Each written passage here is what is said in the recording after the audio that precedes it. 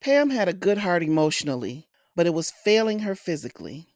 That's when Emma made the difficult decision to donate her beloved 20-year-old son, Mario's heart. The best choice I ever made in my life is to let my baby live on. Oh, Emma, I thank God for you. Thank you. We will never let you go because I'm here and Mario's here. He just is in me. This is the best of The Journey Continues. Pam Morris Walton and Emma O'Neill were our very first guests when we launched this podcast that's committed to promoting kidney health and organ donation through powerful stories. I'm your host, Monica Fox, kidney transplant recipient and Director of Outreach and Government Relations for the National Kidney Foundation of Illinois. We've heard some amazing stories from our guests on this series about the journeys of kidney patients, living donors, transplant recipients, and donor families. We'd like to share segments of some of the emotional stories and encourage you to check out the full episodes for the full stories. We'll begin with Emma and Pam, two women who like to say they're connected at the heart because Pam's new heart was donated by Emma, mother of Mario Cousins, who was declared brain dead after being shot in the head by a stranger in 2016. As a result, the lives of 7 strangers were saved, including Pam. Let's listen together as Pam tells us about her life post-transplant. I was blessed with the second chance at life. I look at things differently now because I didn't have to be here. He didn't have to save my life and let me be blessed because I know to get someone else's heart, something has to happen to that person for me to get someone else's heart, as you to get someone's possibly kidney. God bless me to be able to enjoy my family, my grandchildren, and of course, the things that mean so much to me, my husband, who spent 57 days with me and was there every day. It meant the world. My church friends, my pastor, just getting another opportunity to take life a little bit more seriously is what God afforded me. I'm a little emotional, so I hope it's okay. When I talk about this, even when I wrote about it, it was difficult. It is impossible not to get emotional about a gift such as this. The selfless gift that a family gives when they make a decision about organ donation, Mhm. and the gift that people give their families when they decide in advance Yeah, that they would be willing to help someone through the miracle of organ donation. yeah, So I understand your emotion, and the idea that although we know that our lives were saved, yes, we do feel for that family and their loss. that's right. Nobody, Monica, would know what I'm talking about unless they have gotten that experience. Well, you let something happen to you where you can't live, you will die. Death is not negotiable, it's non negotiable. So they gave me the ultimatum of not getting a new heart and just going to nothing, just disappearing, going into hospice, not living because I had that PICC line in my arm. And they said that wasn't good for me, but for so long, but God. So I probably am going to be praising him every day of the rest of my life. So, what do you do with that gratitude? I hear the overwhelming gratitude and emotion in your voice. How do you express that? I tell people sometime without them asking. I've always had energy. I've always loved peppermint tea, but this is double excitement now because see, I got a young heart. Okay, I got a young heart, and I wasn't that young of a lady when God blessed me with the heart that He has given to me. So the gratefulness is almost undescribable, Monica, almost really undescribable. I'm just grateful. Wow. Um, So let's lighten it up and let's talk about if any of your tastes or preferences changed after you received Mario's heart. Absolutely. Tell me about it. Well, I've always loved hamburgers, Uh-huh. but I never loved them like I love them now. I've always cheeseburgers. I can't wait to get. Well, I don't know if I should tell you this, but I love Five Guys. Oh, and wow. and if my husband passes one, I have to tell him, please stop.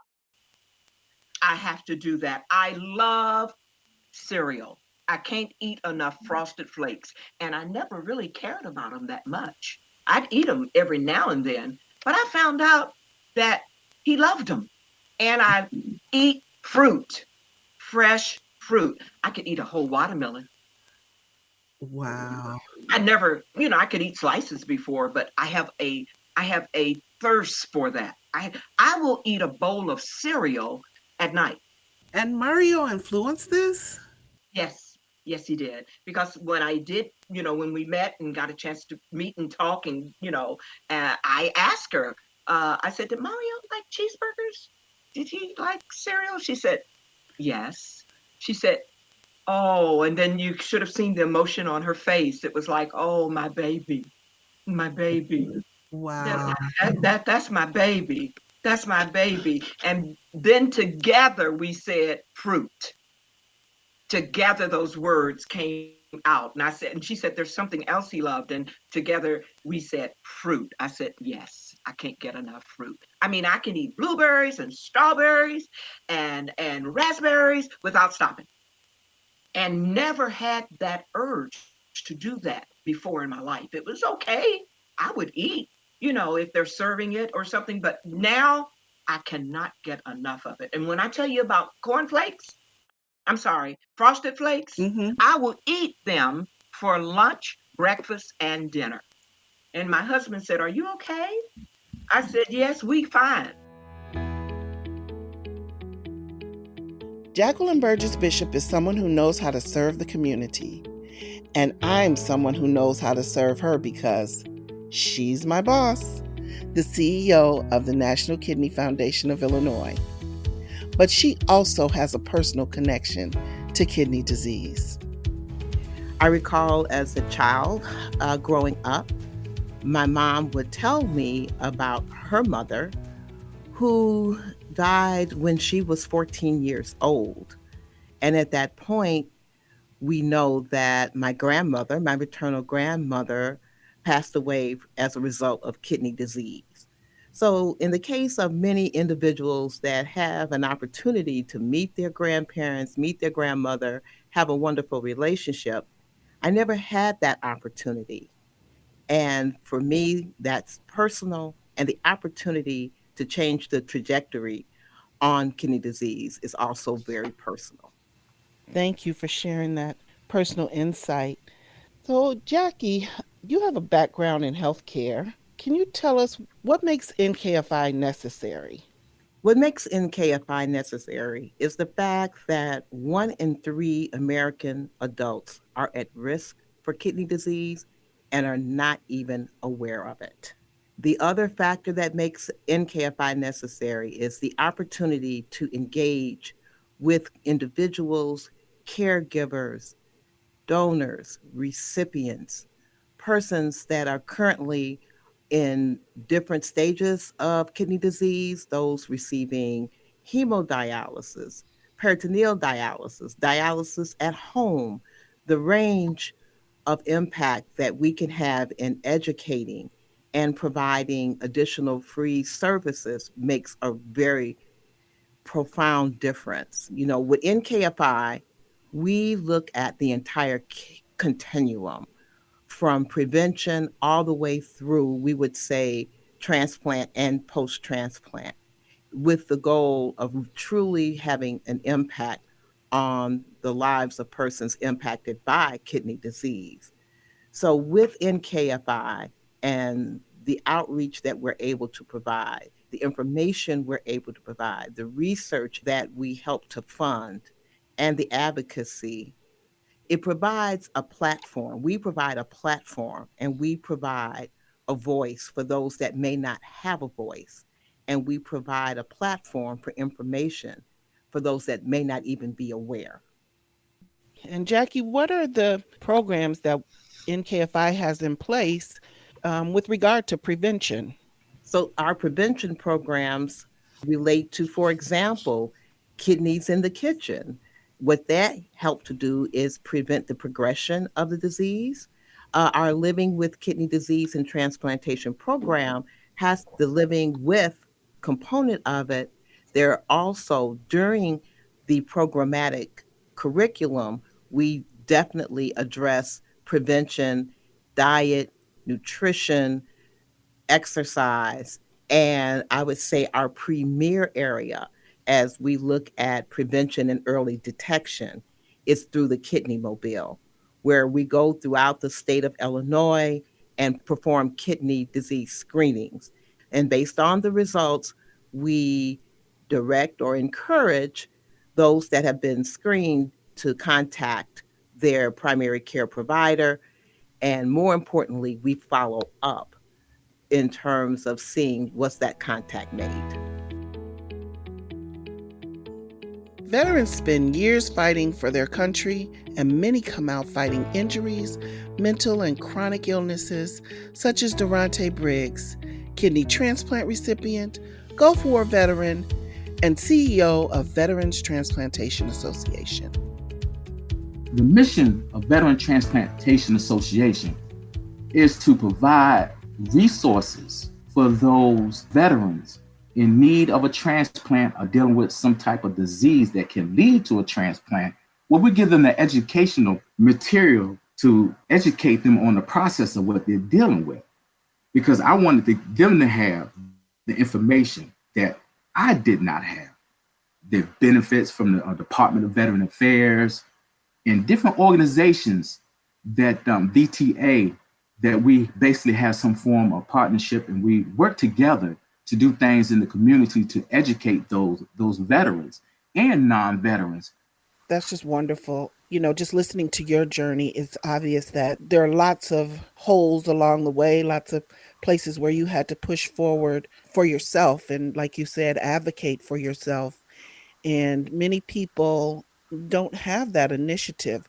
So it sounds like your organization will help with that. So what advice do you have for other veterans who are facing kidney disease and potential transplantation? One thing, you have to be able to become your own advocate. Learn what you're dealing with. Educate yourself so that you can ask your specialist that question that you may not have the answer to. And get into support groups. Be around individuals that can help you cope with what you're dealing with, whether it's mental health, because mental health is going to be there because of the fact that of the things that you may be dealing with, from the disease, dealing with from transplantation, from dealing with the side effects of the medication from transplantation. So all of these things that we're going to be dealing with, but you have to advocate. When you go to get your lab work, know your numbers and know what your numbers mean before you even see your physician. That way you can educate your physician and let your physician know, hey, I'm on top of my care. And that's very important. Daronta, tell me, what major projects is VTA working on? It's a retreat to have a couple of cottages on 7 acres of land with a prayer garden, memorial garden, with a wall, memorial wall with a water fountain coming out, where we plan on having a grave place on the bricks of veteran family members who are suffering with any type of transplanted related disease that I've already deceased from kidney disease or any form of disease, where they'll be able to just come, get away in a rural area and remember their loved ones. So that's something that, you know, we're in the phase 2 of it right now, and we continue to move forward, and hopefully this project will be completed within the next 2 years. We've just heard a few very emotional stories about the journey our guests have taken. But I couldn't leave without sharing one more very personal story with you, my own. And to tell that story, we brought in a very special guest to host the podcast, my daughter, Olivia. So here we are at my favorite part of the story, the miracle. So you and I have always had early morning conversations, and I will never forget one morning our conversation was interrupted by a phone call.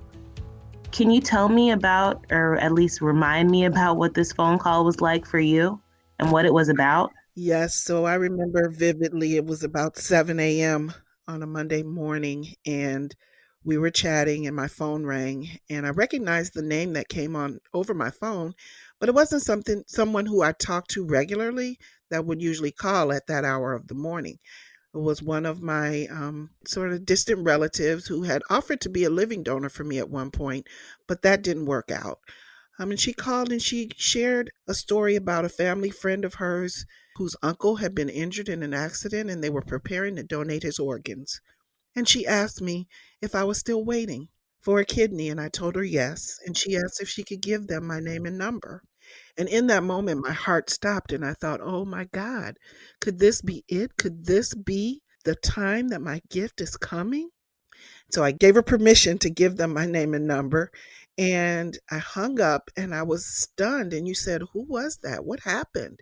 And when I explained it to you, you couldn't believe it. And we immediately just stopped and prayed. And then I thought, oh my goodness, this was the week of Thanksgiving, and I was baking cakes and things for other people as a hobby. And I had cakes to bake that day. And I said, oh, what will I do? I have orders to fill. And so immediately I got a call back from the OPO, the Organ Procurement Organization in Memphis, where the accident had occurred, who asked for my transplant coordinator's number. And the calls just started coming. But the amazing call that I received was from his daughter. His daughter called me directly to tell me that her father was a match for me. And that was the call that saved my life. His daughter was the same age as you, is the same age as you. And she was his legal next of kin. And she called to say that she was getting ready to sign the paperwork for her father to be a donor and that his kidney was being earmarked to be sent to me. And the other call that I got that was absolutely amazing, after all the testing had been done for the kidney and that they had said the kidney was on a plane being sent to Chicago and that I should get to the hospital to be prepped for surgery, I received a call with a message from his mom. And his mom had asked my friend if my mother was still alive. And she asked that my friend tell my mother that this was her gift to my mom, that she wanted her to tell me that she expected great things of me because her son would have done great things. And that was just, those messages really just lifted me up and helped me know that this was a plan and that this was the perfect gift for me. And so I went to the hospital. I was in surgery overnight. You stayed there all night by yourself waiting for me to come out. And I woke up feeling 200% better and oh, so grateful on the day before Thanksgiving, 2016. So, how did you feel when you found out that the transplant was successful? It was the best feeling ever. Doctors told me that everything had gone well, and I think that that was the first time I had ever cried happy tears in my life. We had experienced the miracle of donation and transplantation. How has this journey impacted your purpose? Well, it has impacted my purpose because every morning I wake up and I have the desire to do good. I have a desire to make a difference for others who are on this journey. And that's because of Milton. Milton was a son, a brother, a father, an uncle, a gregarious person, according to his mother, who was so well loved by his family and especially his mother and daughter. Milton and his family gave me a gift. And this is not a gift for which you can just say thank you. This is a gift that requires action because the word thank you just isn't enough. And that's why I do what I do, and it fulfills me each and every day. Milton was my donor, and I honor his legacy each and every day and will continue to do so with my life, my work, and this podcast because the journey continues. Thank you for listening to this very special edition of The Best of the Journey Continues. We have many more stories that have been told and are waiting to be told. I hope you'll join us again. Are you a registered organ donor? Have the conversation with your family. If Milton hadn't discussed his decision with his daughter and mom, I might not be here talking with you today. I'm so grateful that he did, so my journey could continue. If you'd like to learn more about advocating for organ donation, contact Gift of Hope at giftofhope.org. At NKFI, prevention is a major part of our mission. That's why at the end of each episode, you'll hear a nutrition tip. Here's Dr. Melissa Prest. Here's today's nutrition tip all about protein. Protein is one of the 3 macronutrients. A macronutrient is something that your body needs in a larger amount to properly function. Carbohydrates and fats make up the other 2 macronutrients. Proteins help to support body tissue and muscle growth and also provide energy. People with kidney disease know that protein is an important part of their diet. In the middle to later stages of kidney disease, the amount of protein in each meal is often reduced. People in stages 3 to 5 not on dialysis may be asked to swap some of their protein choices from an animal-based protein like poultry, fish, seafood, and meat to a plant-based protein like legumes, nuts, seeds, and tofu. Eating more plant-based proteins may be protective of your kidneys. People who are treated with dialysis lose a little bit of protein every time they have a dialysis treatment.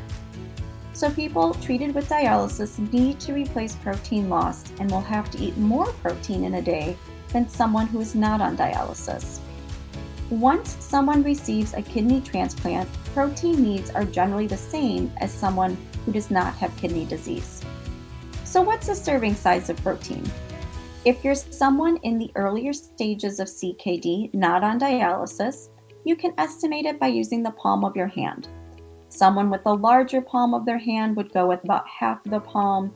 Someone with a smaller palm of their hand would go with about 2/3 the size of their palm. If someone is being treated with dialysis, go with the full size of the palm of your hand or just over the palm of your hand if your hand is smaller. And if you're post-transplant, you can do about 1/4 of your plate with a protein food. That's today's nutrition tip. I'm Melissa Prest, a registered dietitian nutritionist and the foundation dietitian for the National Kidney Foundation of Illinois. The Journey Continues is brought to you by the National Kidney Foundation of Illinois and sponsored by Donate Life Illinois. To learn more about kidney disease and living donation, visit www.nkfi.org. To register to become an eye, tissue, and organ donor, visit lifegoeson.com. If you enjoyed what you heard today, please subscribe to and leave a review for The Journey Continues in Apple Podcasts or wherever you like to listen. This podcast is produced by Rivet. To hear more great podcasts, visit rivet360.com.